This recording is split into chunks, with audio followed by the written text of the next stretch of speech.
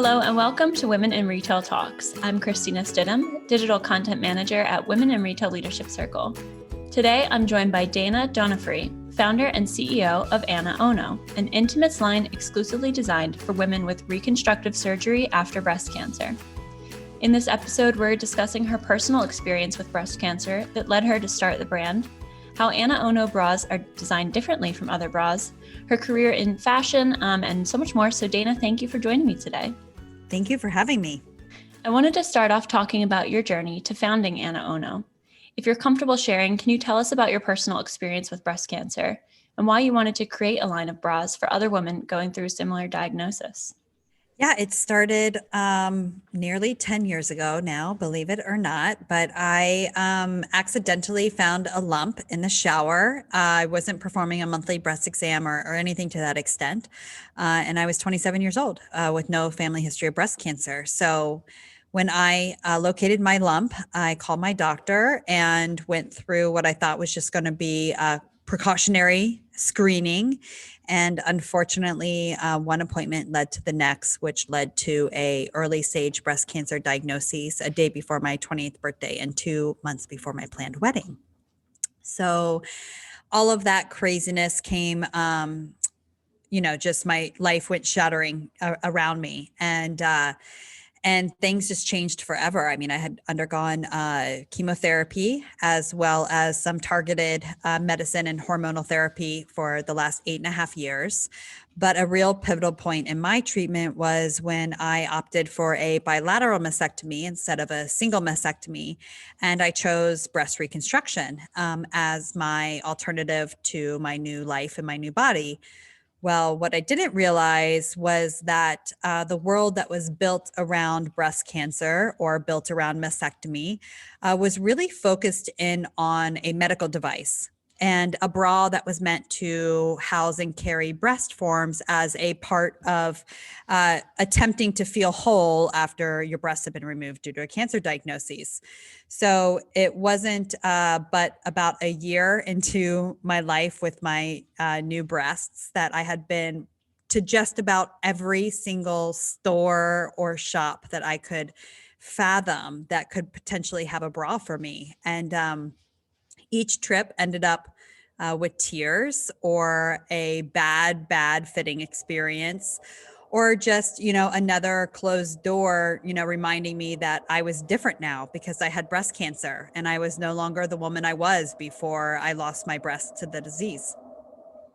Wow, that is an incredible story. And you're so strong for going through everything and seeing a positive light at the end of it to create a brand that other women can also utilize to feel whole again after something like that. And I want to talk a little bit more about the types of bras that you have created at AnaOno. So I know that they are made for comfort after breast surgery, but they are also still fashionable, unlike the medical device type bras that you just referenced. And so that makes them a lot different and unique from other bras on the market. Can you talk a little bit about why lingerie is different for women with reconstructive surgeries and what types of bras you offer at AnaOno? Yeah, it really stems down to what can fit your new body and what is available in the market. And that was my challenge. The answer was not a mastectomy bra. Mastectomy bras were built to hold the breast forms and to help women achieve symmetry underneath their clothing. Well, I kind of had those breast forms attached to my chest. And many plastic surgeons want you to wear a bra. However, they tell you to make sure that you're wearing bras without underwires. And 10 years ago, this was, before the term quote unquote bralette was even deemed a term that the public understood or a consumer understood. It was really limited to sports bras and like pullover layering camisoles. And to me, not that a sports bra is a bad thing. I love wearing a sports bra to a gym, but I don't love wearing a sports bra all day long to work. And, dressing to hide the sports bra straps or the bright colors or all of those fun things that sports bras come in. So that was really the first challenge, was finding not just a bralette, not just a sports bra, not just a camisole, but a real honest bra that was wire free. It's also different when you take nature out of the conversation and you input science, right? So a lot of breast reconstruction is generated based upon if you choose implants or if you choose to use your own tissue, and trust me, that's a whole nother conversation for another day. But the reality is that breast reconstruction is not perfect. So we really have to think about the different materials that are used. So I only use like multi-stretch materials, where like a bra, traditionally speaking, is meant to like house and structure natural tissue. For me, and our customer, it's really about adapting and conforming to the body that the person already has. So we like to say, if you have two breasts, one breast, no breast, or new breasts, we actually have a bra that fits your body, because that's what's most important. We're not trying to turn our customers into something that they aren't. We really want them to cherish and love their new body and feel empowered about the choices and decisions that they made in effort to save their lives. And that's really the difference. So if you just have one breast, our bra will support your natural breasted side, and it will lay flat against your mastectomy side. It's also pocketed in case you want to use a form, but maybe you don't want to use a form every day. So we're really trying to empower our customers to do what they feel is best for them and their bodies, and not necessarily what's dictated by a traditional underwire molded cup two-breasted bra. Yeah, that makes so much sense, because so many people have opted for many different options, and everybody's body is different anyway. And then you layer on something like this where your body is changing yet again, and you just want something that you're going to feel comfortable and supported in. And I imagine that once women find AnaOno, they probably become very loyal to the brand. They love the product, they love the way it makes them feel. And there's probably a community there of other women who understand what they've gone through. So can you talk about how your customers, how these women usually find AnaOno and discover the brand? And, are survivors sharing it with one another through that community that's built? And in addition to that, what are your marketing efforts to spread the word? Yeah, this is such a great question. All in all, you're right. The unfortunate news is that you never go back to the bras that you were wearing before breast cancer, just because they are going to be ill-fitting and cause unnecessary pain throughout your day. And for us, that's a hard story to tell somebody when they've been through everything that they've been through, and kind of saying like, we're your it now. And I hope and I dream of the day that there will be even more options available to patients and customers like myself. But for now, I think it's important that, they have something that's comfortable and beautiful. And because of that experience, because of what we do for the community, it's definitely word of mouth. I mean, I feel so, so grateful. Our customers share with us some of the most amazing and beautiful and life-changing stories. They really support us, not just by shopping from us, but by telling those that are diagnosed, because I think, unfortunately, once you're diagnosed, you'll meet others that are or were. And we all share in our top tips of getting through whatever it is that we're getting through. And we hope that AnaOno is on that list for either post-mastectomy recovery, radiation therapy, or just feeling sexy after, you've lost parts of your body to the disease. And marketing like that, we really try to work with hospitals. We work with plastic surgeons. We do a lot of online engagement with our community. We have really, really hot topics on our Instagram and Facebook and social media, because I never believe that masking what these patients are going through in their daily lives is worth masking or covering it up. We need to talk about it openly and empower each other with the information that we all hold deep inside our hearts. So those that are newly diagnosed can really understand how to navigate these waters. But even that, we do a New York Fashion Week show every year. We've raised over $350,000 for metastatic breast cancer research for an organization called Medivivor. And every year our shows get bigger and bigger. And I just feel so lucky that we get to not only use that as a platform to change the conversations around breast cancer, because we only use patient models, but we get to raise a lot of money for funds that are needed for stage 4. And it's been an interesting road for us, being at New York Fashion Week. And now, of course, with COVID, it's a sad maybe miss of a year, because it's definitely needed funds that we have to raise. And maybe we'll reinvent it digitally. But getting those opportunities to steer the conversations of the community and shine light on new topics and new challenges that we face is also a real empowering and piece of our marketing that doesn't sound like marketing, but really helps support our community. Yeah, and just a follow-up question there, talking about, starting new conversations among, the bra and fashion community about offering different options to people with different bodies or who have had different experiences. I know that I feel like you're starting this conversation about offering more options for women. Do you feel like other brands are taking notice of you and thinking about offering, just instead of having the cups be the exact same size, having a bit more options there? Yeah, I mean, this is so, so important to us. I mean, inclusion is at the forefront of every conversation I've had. I was a 27-year-old with breast cancer. As far as I knew, young women didn't get breast cancer because we were never present. Nobody ever showed a picture of a young woman who, trust Right. me, was not jumping up and down with a smile on their face, right? Yeah. This is a very serious topic. And so since the beginning of AnaOno, I've only used real patients, real women, real people on our website at our events that have all been affected in some way, shape, or form by breast cancer. And I like to call it really, truly, like real, true boob inclusion. Because quite frankly, every brand can say that they are inclusive and diverse, but what does that mean actually? It's not just about size or color or shape. It's about who are you serving?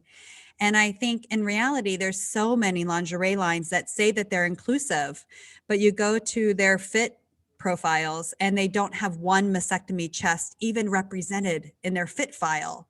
So are you inclusive, or are you just really making more bras for more women that, desire that shape and fit? So, to us, it's been a part of the conversation since the beginning. And a lot of people have taken note to it and are seeing the challenge, are seeing that you can't just say that you do something, you actually have to do it. And for me, when I was shopping for a mastectomy bra and I was just getting delivered all of these pictures on beautiful models with beautiful cleavage, with healthy lives, it was a complete slap in my face because I knew that those people weren't affected by breast cancer. I knew that they had real breasts and not reconstructed ones. And it felt like somebody was trying to like sell me the fake side of the story. And I just, really set out to change that. And even with what we do at AnaOno, I mean, now that we're a little over 6 years old, it's not just about breast cancer. It's our core and it's my passion. It's my love to help navigate these rough waters for others like me. But in reality, we know there's so many things that individuals face throughout their life that can cause challenges to a traditional bra. I mean, we have a lot of customers with open heart surgery, shoulder surgeries, those that are born with birth defects that do cause asymmetry, very drastic asymmetry, as well as, our trans community. That go through very similar surgeries and other breast surgeries, augmentations, reductions, lifts. So it's really about having the conversation for all of those that may want a quote unquote traditional bra, but aren't quite traditional themselves. And having those underwires are really problematic. And the structure of a typical bra is problematic. So we're kind of here to solve that problem. Yeah, that was very beautifully said. And it is so true that, oftentimes you're walking around the store, it's just the same thing repeating itself, and you never really see that true inclusion. So that is amazing. And, speaking about the design of these bras, I know that you had years of experience in fashion design prior to starting AnaOno. Can you talk about your career and how that experience helped you launch the brand? So funny. I live and breathe fashion. If my mom was here, she would tell you about this binder that she still has to this day of all of these dresses I've designed in purple, yellow, and green. It's just literally, I started sewing when I was 8 years old. I went to Savannah College of Art and Design for fashion design. I lived in New York City. I was in high fashion. I was a VP of product development for a children's accessories company. I've traveled the world. I've sourced goods almost in every country imaginable that can, import into the US. And I just I feel like I'm so incredibly honored that I get to take not just my skill set and my expertise, but also my passion and really package them into one and do what I'm doing with AnaOno. It's just, I feel so lucky. I hate that I had to get cancer to get here. I would take it all back if I could, but I know I can't. And it was just those unfortunate circumstances that led me to a world that I knew I could make an impact on others by just using what I'm good at. And I feel from there, I feel lucky that I had the background and I've been able to not only make beautiful bras that are really comfortable and fit really well, but also understand the ropes and the dedication and challenges that this industry faces as a whole. Yeah, we've been hearing a similar vein of that, times of crisis spark innovation. We've seen it in a lot of other aspects in the retail industry during this crazy time. And certainly it can, sometimes lead you to find that sense of purpose and where you can really give back to a community. So, speaking of that, in addition to offering all of these thoughtfully designed products, you also give back to the cancer survivor community. And I know that you had touched on it a little bit in your first answer about how you do donation work, both personally and through AnaOno. And I know that 10% of sales from certain products are donated back to breast cancer charities. So can you talk about all the ways that you give back and why that's important to you? Yeah, I think giving back is so important. It's a part of doing good business. We love working with organizations and nonprofits that we believe in and support. I have an organization here in Philadelphia that's a nationwide organization called Living Beyond Breast Cancer, and I'm on the board of their nonprofit as well. But that being said, it's so important to me that people have trusted information and a community of support, mostly because the internet is a scary place when you're diagnosed, and curating all of this information is intense, right? And it's so important. And there's also an organization called the Breasties, and they are mostly based on those that have gynecological and hereditary breast cancers, as well as the young diagnosed, and really just finding your people, finding others that are young and have different challenges in life than our older counterparts. And lastly is Medivivor, because funding stage 4 research is a very, very big, important topic right now because it helps and benefits all of us. And in doing so, we do that financially, but also through spreading the word and being a part of the community ourselves, which really does benefit. I think that we also have incredible programs. One we just launched this month where with every Natrel Inspires bra purchased, one is going to be donated to a newly diagnosed patient. And services like this are just so incredibly important. I was 27 years old. I had no money in the bank. If I didn't have my wedding fund, I would have literally gone bankrupt from my breast cancer diagnosis and treatment. And it's amazing how just something small, a bra that gets them through their surgery, a robe that helps them recover, something that helps them feel pretty after their radiation burns have healed, can really make an impact on somebody's life beyond just a few bucks or beyond just a donation, because these are life-changing events that happen that you realize that when you're that broken, you really want to be able to put yourself back together. And with programs like that, we also have an annual one with Pink Warrior Angels Hill Country, and that's for anybody in financial need that needs their support to get through their recovery. And it's just about supporting local and small nonprofits. I think that they're the ones that make the biggest impacts and really are there for the patients when they need them most. So I'm always so honored to get to be a part of a lot of these organizations who are also my friends, right? So it feels good to see everybody getting out there and doing their best to improve the lives of others. Yeah, that's amazing. And you're doing incredible work. So that is really awesome that you're able to do that. It's a personal desire for you to give back. And then you have a company where you're able to fund that charity work through your sales as well. And, you're just giving back all around. So that's incredible. For my last question, Dana, I'm wondering what you're planning to take on next, either personally or professionally at AnaOno. Wow, what a great question. What's next for us is to just do more. We know that breast cancer does not just happen to those here in the United States. 1 in 8 women have a chance of developing breast cancer in their lifetime, 1 of 3 of which will metastasize to a stage 4 terminal diagnosis. We know that this is a problem around the world. And I hope both personally and professionally, we can not just be there for those of us here in the United States, but really truly for the patients around the world that need our help and support and can advocate and continue to improve the lives of women, especially that are diagnosed with breast cancer, to make sure that they are really truly not alone in this fight. And our slogan actually with AnaOno, you're never alone. And that means so much to me because I was so alone when I was diagnosed and isolated, that I really hope that we can change that landscape for those newly diagnosed that are coming to us in the future. So plans to maybe expand globally then?